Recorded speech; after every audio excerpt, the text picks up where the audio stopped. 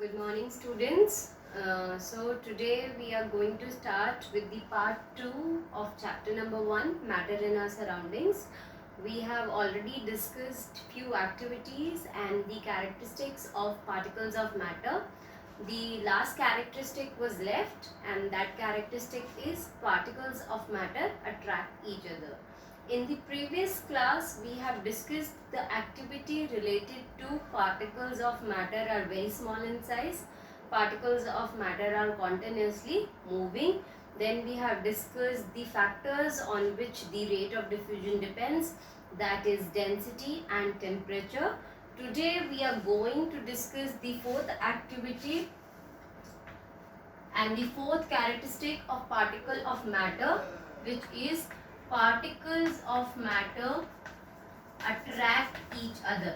किसी भी मैटर के अगर हम पार्टिकल को देखें तो उनके अंदर एक फोर्स ऑफ अट्रैक्शन होता है, और ये फोर्स ऑफ अट्रैक्शन जो है it depends upon the state of matter. इससे क्या मतलब है? इससे ये मतलब है कि अगर हम स्टेट ऑफ मैटर सॉलिड की बात कर रहे हैं तो उसमें जो फोर्स ऑफ अट्रैक्शन है वो सबसे ज़्यादा मैक्सिमम होता है, और हम लिक्विड की बात करें तो उसके अंदर force of attraction between the particle of matter moderate होता है, और गैसेस के अंदर फोर्स ऑफ अट्रैक्शन जो है वो सबसे मिनिमम होता है. So there is a force of attraction, but the magnitude of force of attraction varies. What is the meaning of magnitude and what is the meaning of varies? Magnitude का मतलब होता है कि उसका अमाउंट कितना है, उसका नंबर कितना है, और वेरीज का मतलब होता है चेंज करता है. So the magnitude of force of attraction varies among the three different states of matter. Solids having the maximum force of attraction, liquids are having the moderate force of attraction, and gases have minimum force of attraction. Now this could also be explained with the help of an activity. हम इसके लिए भी एक activity कर सकते हैं.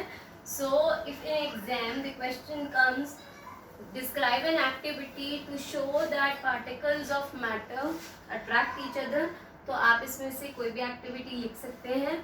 See, in your NCERT there are three activities. Activity number 1, activity number 1.6, 1.7 and 1.8. ये तीनों ही activities जो हैं they are related to particles are having force of attraction between them. This activity will not discuss. ये activity you can refer to your NCERT and then you can understand easily. We'll discuss activity number 1.7 and 1.8 here. सबसे पहली है activity number 1.7. इस activity में आपको तीन चीज़ें चाहिए. You need an iron nail, you need a chalk and you need a rubber band.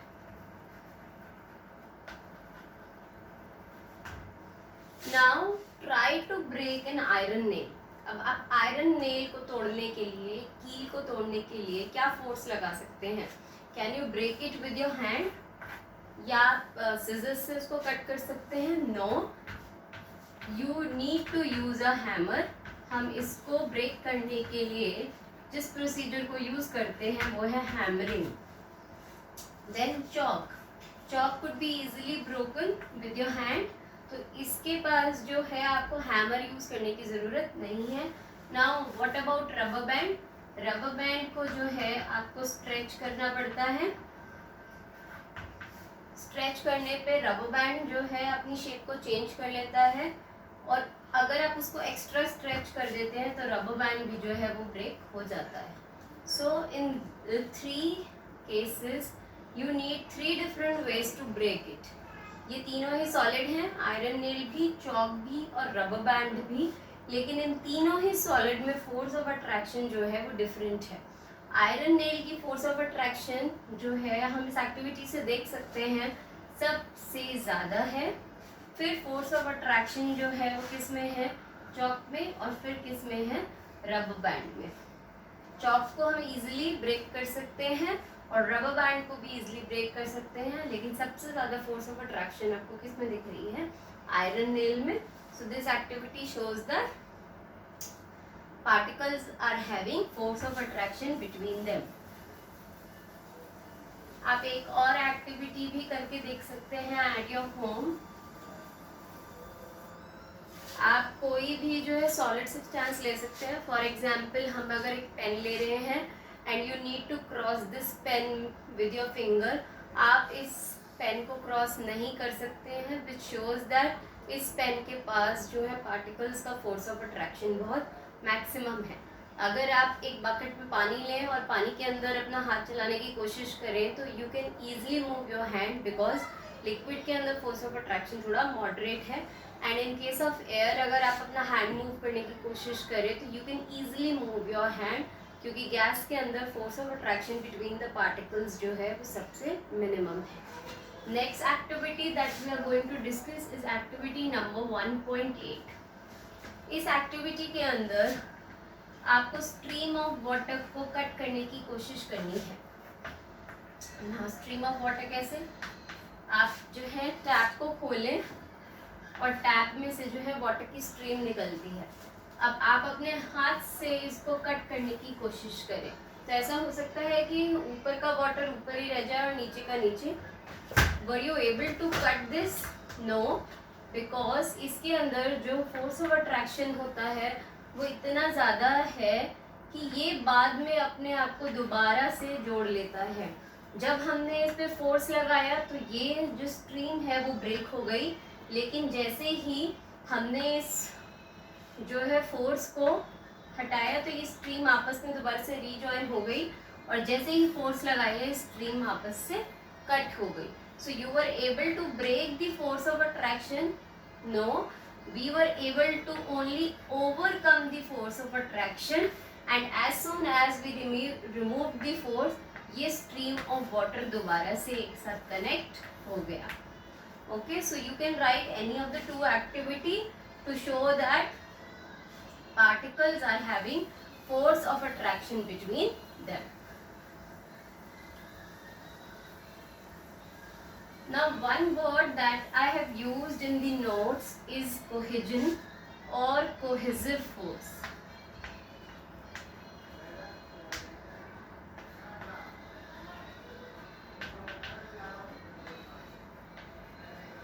हम किसी भी एक पर्टिकुलर सब्सटेंस के बारे में बात करें और अगर हम उसके पार्टिकल्स के आपस की फोर्स ऑफ अट्रैक्शन के बारे में बात करें तो वो जो फोर्स ऑफ अट्रैक्शन होती है उसको हम बोलते हैं कोहेसिव फोर्स, या फिर हम उसे बोल सकते हैं cohesion. So the force of attraction present between the constituent particle of a substance is called as cohesive force. आप ऐसा भी कह सकते हैं कि कोहेसिव फोर्स सॉलिड्स में मैक्सिमम है और लिक्विड्स के अंदर मॉडरेट है और गैसेस के अंदर मिनिमम है. अगर हम सॉलिड देखें तो ये सॉलिड हो गया, लिक्विड देखें तो लिक्विड के अंदर फोर्स ऑफ अट्रैक्शन मॉडरेट, और अगर हम गैस को देखें तो गैस के अंदर फोर्स ऑफ अट्रैक्शन जो है it is minimum. Okay, so now we are going to start the states of matter. We have to discuss 3 states of matter. We have already discussed in the introduction that we have 3 states of matter: solids, liquid and gases. इसके अलावा भी कुछ states हैं जिनके बारे में हम briefly जो है discuss करेंगे, but जो ज़्यादा हमने पढ़ना है that is solids, liquids and gases. अगर आप वाटर को देखें तो वाटर जो है तीनों स्टेट ऑफ मैटर में एग्जिस्ट करता है. For example in the form of ice water, in the form of liquid water जो लिक्विड फॉर्म में है, and in the form of steam जो है वाटर वेपर जो है क्या हो जाएगा? गैस.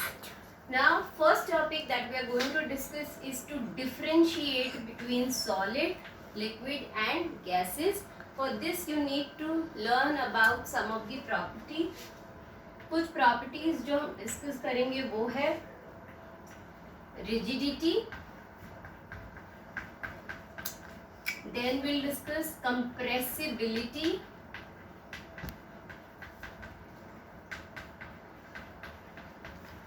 फिर हम पढ़ेंगे फ्लूइडिटी,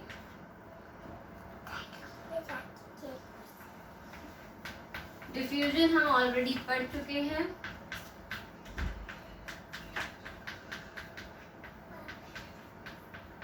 काइनेटिक एनर्जी भी पढ़ चुके हैं,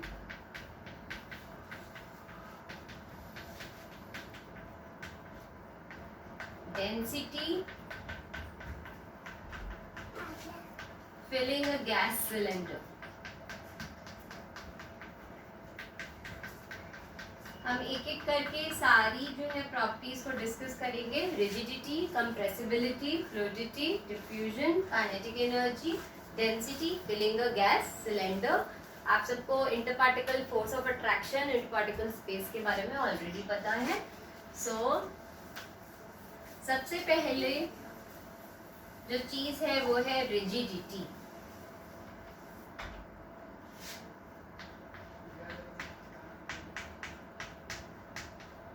रिजिडिटी का मतलब होता है अगर आप किसी पे फोर्स लगाएं और फोर्स लगाने पे वो अपनी शेप को चेंज करने के लिए जो है और फोर्स लगाए, यानी कि वो अपनी शेप को चेंज नहीं करने दे, तो उस प्रोसेस को हम बोलते हैं रिजिडिटी और उस सब्सटेंस को हम बोलते हैं रिजिड।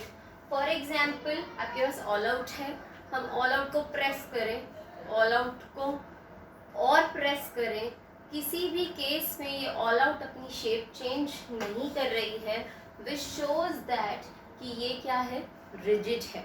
और अगर मैं ट्राई करूँ लिक्विड जो है वो अपनी शेप चेंज कर ले, तो लिक्विड शेप चेंज कर सकता है, यस। आप अगर एक ग्लास में वाटर ले रहे हैं और आप उसको जो है बोल में कन्वर्ट कर दें, डाल दें, तो क्या होगा, वो बोल की शेप ले लेगा। और अगर मैं एक स्पून में डाल दूँ तो वो स्पून की शेप ले लेगा। तो लिक्विड्स जो है वो रिजिड नहीं होते हैं।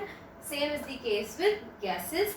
तो रिजिडिटी जो है, it is the tendency of a matter to resist the change in shape. और ऐसे सब्सटेंसेस को हम क्या बोलते हैं, रिजिड। और इस डेफिनेशन से आप इजीली बता सकते हैं कि सॉलिड्स जो है सबसे ज़्यादा रिजिड होते हैं as compare to liquid, as compare to gases. Gases बिल्कुल भी रिजिड नहीं होती हैं। Next is fluidity.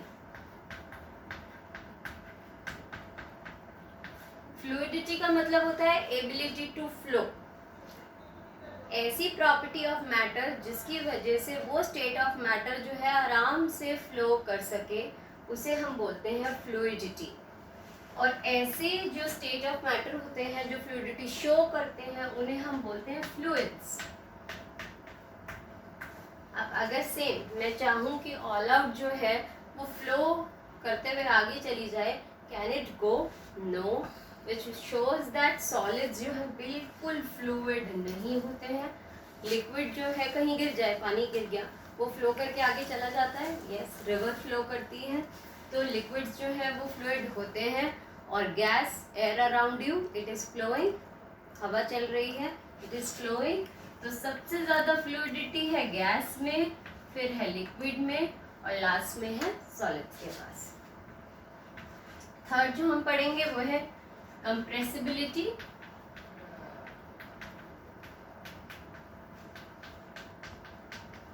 कंप्रेसिबिलिटी का मतलब होता है ability to change the shape upon applying force, यानी कि रिजिडिटी से बिल्कुल उल्टा। रिजिड का मतलब है वो अपना शेप चेंज नहीं करेगा, कंप्रेसिबल होने का मतलब है वो अपना वॉल्यूम को कम कर लेगा जब हमने उस पर क्या लगाया, फोर्स लगाया। तो सॉलिड तो कंप्रेसिबल बिल्कुल नहीं होते हैं, तो सॉलिड की compressibility minimum.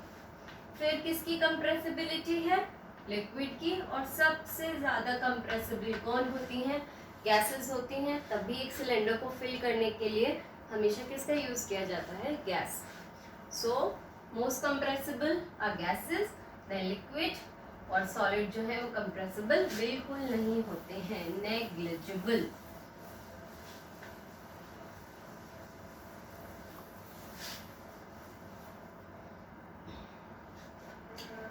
Then you have density. Density का मतलब होता है मास पर यूनिट वॉल्यूम। घना भी बोलते हैं, जो जितना ज़्यादा घना होता है वो उतना ज़्यादा डेंसर होता है। और ये बात आपको वैसे ही क्लियर है कि सॉलिड्स जो हैं वो सबसे ज़्यादा डेंसर होते हैं as compare to liquid, as compare to gases. फिर है filling a gas container. Obviously नाम में ही गैस कंटेनर आ गया है, तो इसके अंदर हम फिल गैस को ही करेंगे, तो ये सॉलिड और लिक्विड के लिए एप्लीकेबल बिल्कुल नहीं है। एक कोई भी सिलेंडर है, अगर हम उसको फिल करने की कोशिश करें सॉलिड से, तो सॉलिड उसकी शेप बिल्कुल नहीं ले सकता है। लिक्विड उतनी ही जो है वॉल्यूम ऑक्यूपाई करेगा जितना वॉल्यूम में आपने उसे डाला है, लेकिन गैस ट्राई करती है पूरा का पूरा स्पेस ऑक्यूपाई करने की, यानी कि गैस जो है वो पूरा स्पेस, पूरा वॉल्यूम ऑक्यूपाई करती है। सॉलिड नहीं कर पाता है, और लिक्विड उतना ही कर पाता है जितना उसके पास वॉल्यूम है, जिससे आप कह सकते हैं कि सॉलिड के पास डेफिनेट शेप है, डेफिनेट वॉल्यूम है। लिक्विड के पास कोई डेफिनेट शेप तो नहीं है, लेकिन डेफिनेट वॉल्यूम ज़रूर है। और गैसेस के पास ना तो डेफिनेट शेप है, ना ही डेफिनेट वॉल्यूम है।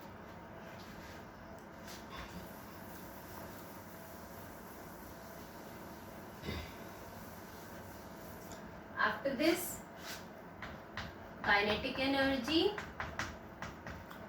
एंड डिफ्यूजन दोनों हम एक साथ ही पढ़ लेंगे, ये आप ऑलरेडी पढ़ भी चुके हैं।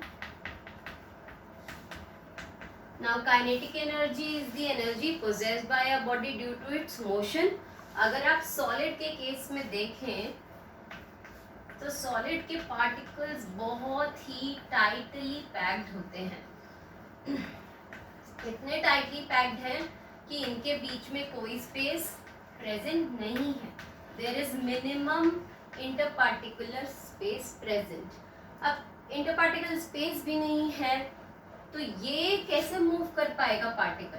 पार्टिकल सिर्फ अपनी ही जगह पे मूव कर सकता है, जिसे आप बोलते हैं वाइब्रेटरी मोशन। ये एक से दूसरी जगह नहीं जा सकता है। तो सॉलिड के अंदर काइनेटिक एनर्जी सबसे मिनिमम है।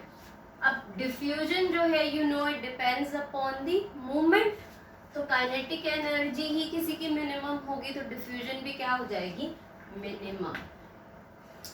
Second, if we see liquids, liquid के केस में पार्टिकल्स के पास फोर्स ऑफ अट्रैक्शन थोड़ी सी मॉडरेट है, जिसकी वजह से पार्टिकल्स थोड़ा सा आपस में दूर रहते हैं, और इनके बीच में क्या प्रेजेंट रहता है? Space. Now if space is present, ये पार्टिकल मूव कर सकता है, ट्रांसलेटरी मोशन शो करता है, तो विच मीन्स इसके पास काइनेटिक एनर्जी है। तो लिक्विड्स के पास काइनेटिक एनर्जी मॉडरेट है, और डिफ्यूजन तो इनके पास होता ही है।